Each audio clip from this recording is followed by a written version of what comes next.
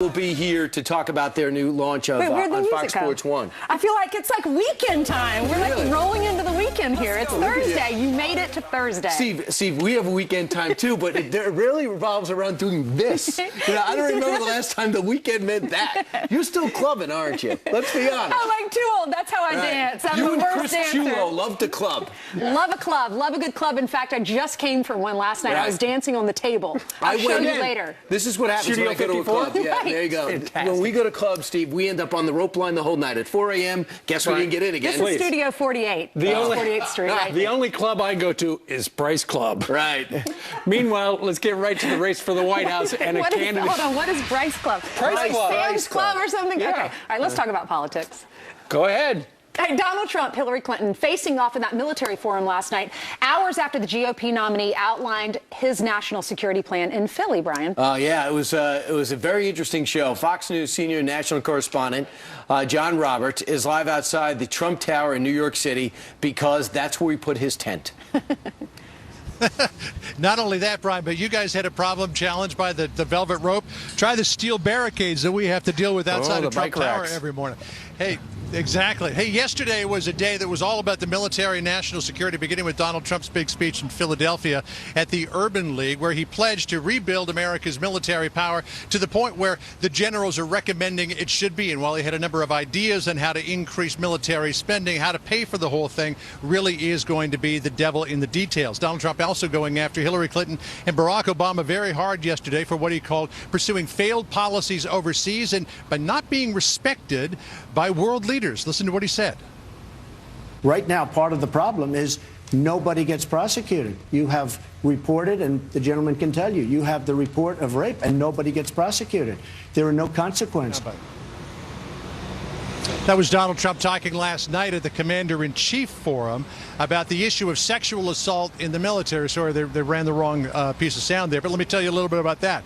He was asked at this Commander-in-Chief Forum aboard the Intrepid last night by a man who said his daughter wanted to enlist in the military, what he would do about sexual assault, because he said when his daughter saw the statistics regarding sexual assault in the military, she decided not to enlist. I know you're going to talk about this in a second, but the whole exchange with the moderator after that kind of looked like the whole thing was pre-planned. As I said, I know you'll talk about that in just a second. Donald Trump today will be talking about education. He's going to be going to Cleveland.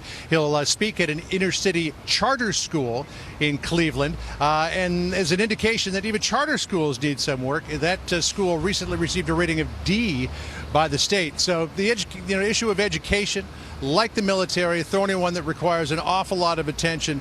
And, these are some of the big problems that are going to be facing the next commander-in-chief, the next president, which is why this election on November the 8th is so important. Ainsley, Brian, Steve? All right, John Roberts next to the bike rack in front of Trump Tower. John, thank you very much. Hillary Clinton lost the coin toss, so had to go first last night. Because Donald Trump said, I'll go second. Right. And he did. And right off the top, the liberals, you go online, the liberals are upset with Matt Lauer that they grilled her for 7 minutes about her email. And at one point, he asked somebody in the audience, I believe a Navy vet, to ask a question of former Secretary Clinton. And here's the question that she got from him and a bit of her answer with a new excuse. Secretary Clinton, how can you expect those such as myself who were and are entrusted with America's most sensitive information to have any confidence in your leadership as president when you clearly corrupted our national security? You know, and I know,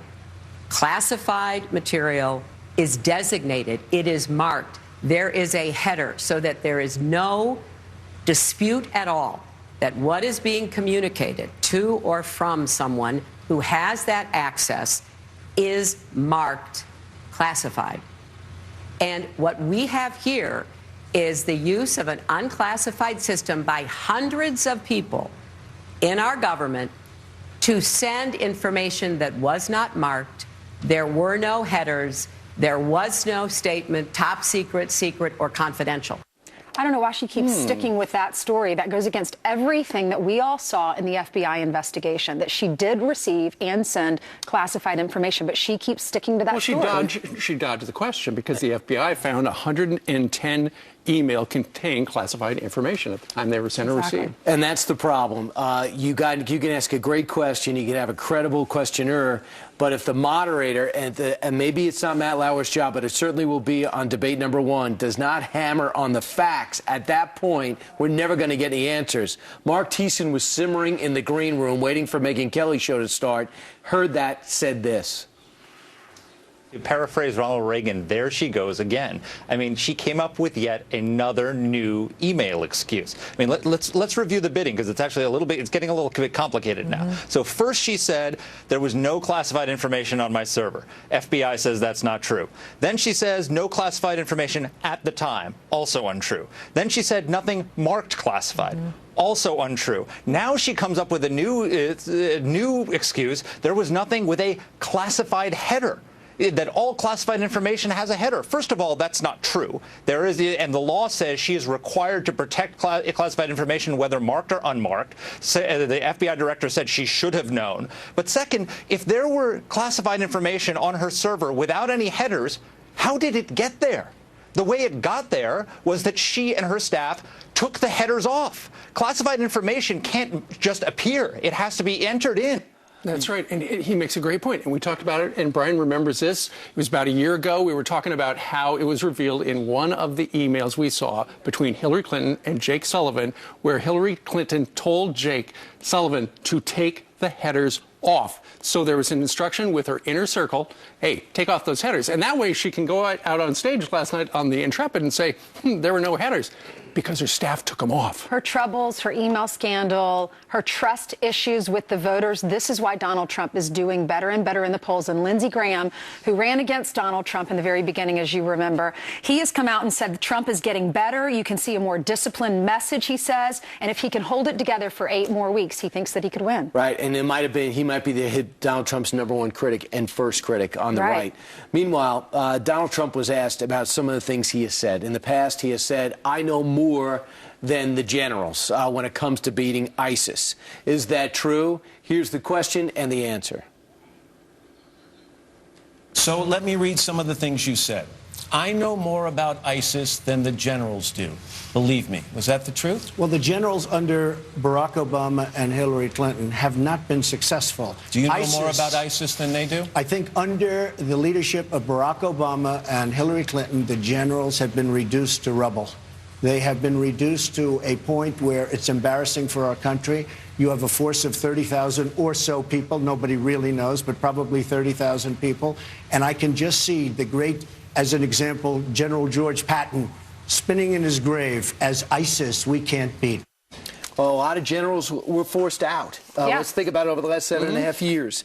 Everyone thinks about General Petraeus, and man, couldn't there have been a way to keep him. General McChrystal, the Rolling Stone story, he was a little obstinate when it came to some of what they were doing in Afghanistan, the early end of the surge. Next thing you know, one article, and he gets dismissed. You even have General Mattis and Anthony Zinni a couple of days ago came out and said, I got some huge problems with Barack Obama's long-term winning strategy when it comes to ISIS. I see nothing but a bunch of half measures. So what he's saying there in his Donald Trumpian way is accurate, but by saying I know more than the generals gets him back into a corner. By saying a lot of generals have been dismissed and maybe saying a lot of generals are unhappy with the strategy, I'm not alone. A lot of generals say their hands have been tied. Look at General Odierno. He blamed ISIS on President Obama, said we pulled out of Iraq too fast, said that they would be on track for prosperity and security if only our military had stayed in. Okay, so we've got Lieutenant General Michael Flynn going to join us in about 90 minutes. We'll ask him whether or not generals like him have been reduced to rubble. You know what Hillary Clinton was thinking the entire half hour when she was on? You know what she was thinking to herself? What do you think? Don't cough. Don't exactly. Please Where's don't the cough. water? Right.